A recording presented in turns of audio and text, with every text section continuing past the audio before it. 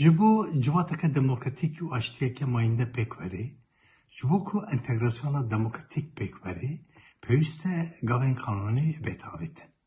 Ji bo vê jî pêwîst e em dengê qada civakê bilind bikin.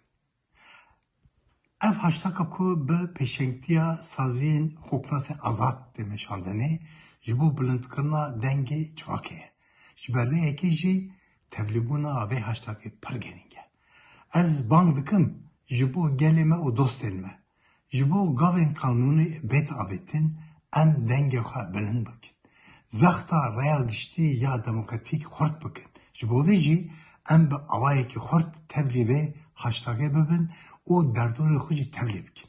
Ji bo pêvajoya aştî û civaka demokratîk pêş bikeve, ji bo bi gavên kanûnî bersiva rêber rapor bidin, em bi hevra zexta rêya giştî xurt bikin serkeftiniya gelê me.